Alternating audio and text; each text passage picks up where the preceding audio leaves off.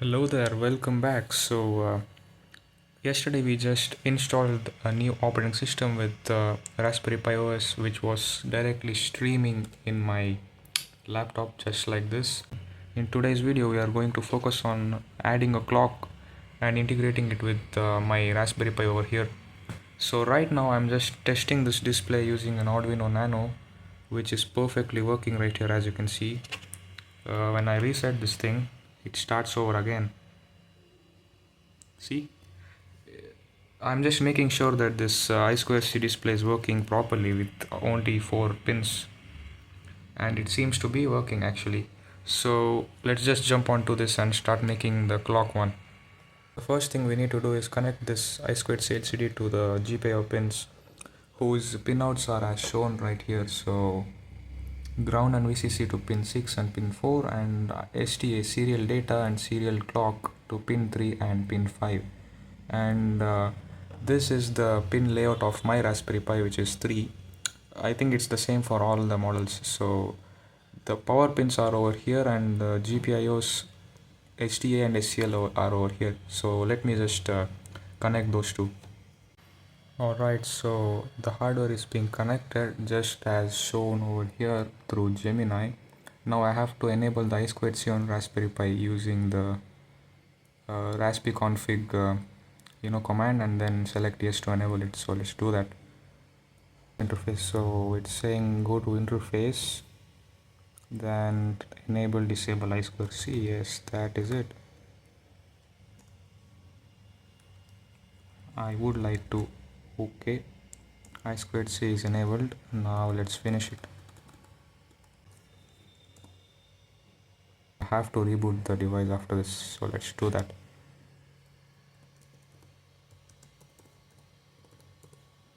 Sudo reboot. Now let's just wait for it to boot, and then we have to verify the I2C address, which I know it is 0x2C for this display. 0x27 or something. Okay, it's 27 for mine. Then we have to install the library which I showed you earlier, which is this one. Install the library. So let's just wait for the boot.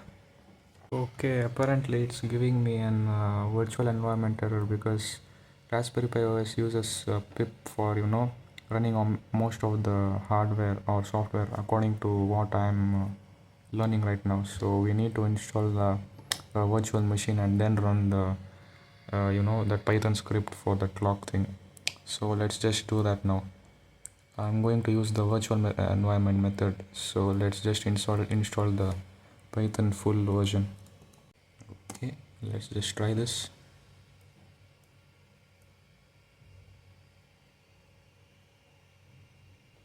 Nice, it is getting installed. Let's just do this and then I'll be back. It's almost done unpacking, and we have to then create a new virtual environment with any name we want to. So we are going to run a virtual environment just to run the clock. I don't know if I'm doing it right or in the wrong way, but feel free to explain and correct me if I'm doing any mistake right here, because I am not at all experienced in Python, so I have to use online resources. It's done unpacking. Now we have to create a new environment, it seems. So let's just create. So the name of this environment is LCDENV. This thing is creating a virtual environment right now. So as soon as you click enter, it does create. Okay, it shows us the environment name, which means we are inside the environment, and it's running inside the virtual environment.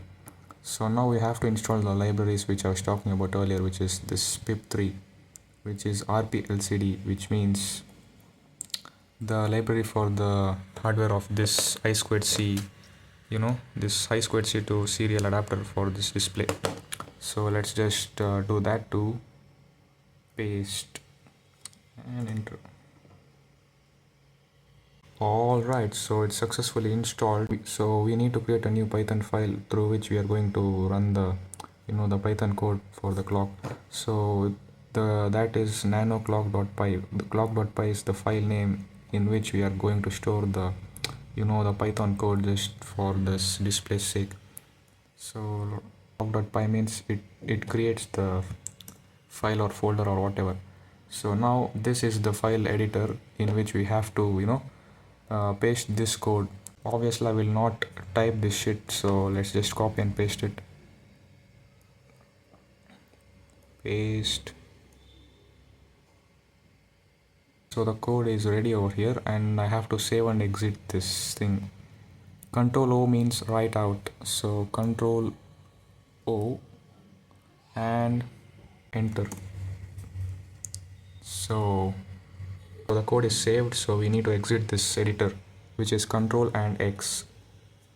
So moment of truth, now we are running the clock.py file, which is I don't know if it's working or not. Apparently it's not. Okay, so I had some mistake in the code, so that was the problem there, so I did not run it till now. It's the corrected one, so let's just write this,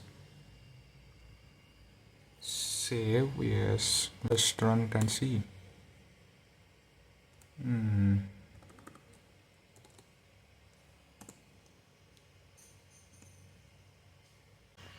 Yo, no way, it is working. It's also showing the date with time. So it's 8th month of 23rd with the 16th hour today. Very nice. So we did accomplish today's milestone, guys. My next goal is to automatically run this code as soon as the Pi boots up, so that I'll not have any headache to reconfigure and run all these scripts, commands and all these things. So yes, this thing is going on my wall of all the plans I have with this Raspberry Pi, and then this thing will be attached on my wall like this. I think I have to increase the font and text size so that I can see from far away. So now I think this is pretty good.